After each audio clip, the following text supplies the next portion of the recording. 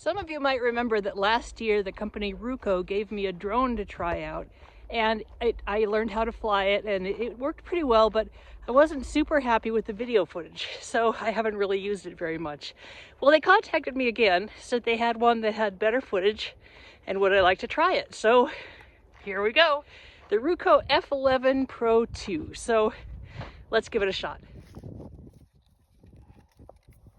Isn't it cute?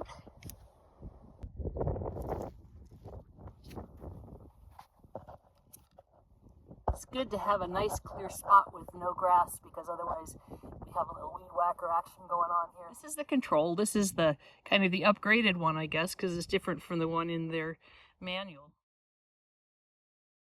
Okay, we were having a little bit of trouble with the gimbal and not being able to move it, but I think it's because I crashed this once and it wasn't centered the way it was supposed to. So I fixed it, hopefully, and we'll get some better footage now. Ruko F11PRO 2 has a built-in FAA ID module, which is great because you have to register these babies with the FAA when you fly them.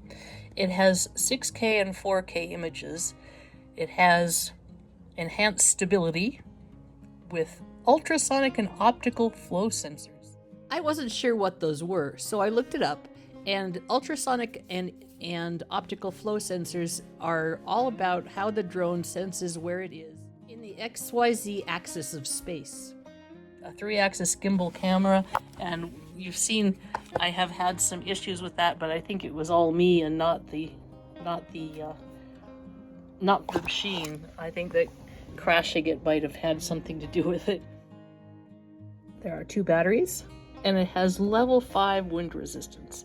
It's a nice little machine, and honestly, the first time flying it this time was the first time I've really felt like I was flying when I did it.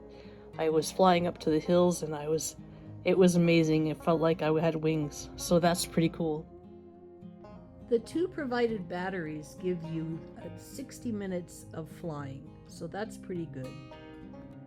They also sent me the 65-watt fast charger to test out. It's pretty awesome.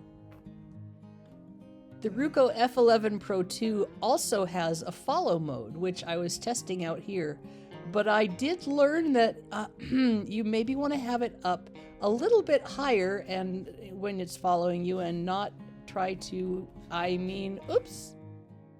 The drone was fine. It seems to have maintained the elevation it started with while I was climbing a hill. I wasn't aware it did that, so now I know. So this drone has this cool little function called return home, that even if it's out of sight or if it's far away and you're not sure where it is, you push this button that says H, and it comes back and lands right where it took off.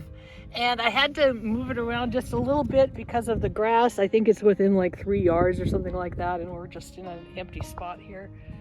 But overall, it worked pretty darn well.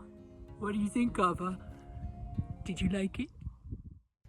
Viewers of this channel can get a 15% discount on both the drone and the charger. Just check out the links in the description below. Kava will thank you.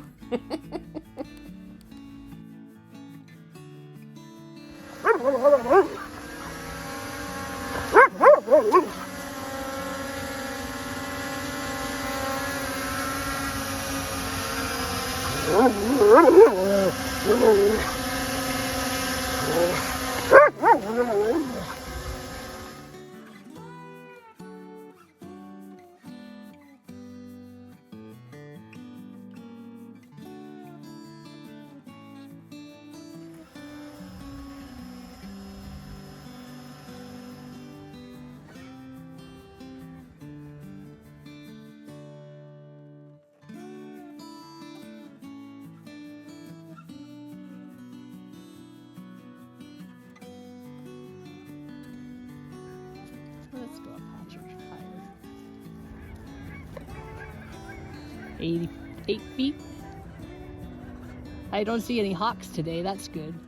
Along with the follow function, the drone also has a circle function that will allow it to film in a circle around a certain point. It has a split screen that will allow you to film for VR headsets. I haven't tried that because VR doesn't work for me. Wow, this is really pretty. It's a good time of day for this. Oops, I went up again. 200 feet, that's probably high enough. Yeah. So this has a roughly 2 mile radius, but I can't imagine using it for that much. Some geese over here. I don't want to run into the geese. It also apparently can be controlled by hand gestures, but I am not even close to being able to do that yet. So there's a lot I still have to learn about this drone, but I'm getting better at flying. Not as good as these geese, though. It's so cool when, if you can't see the drone, it really does feel a little bit like you're flying.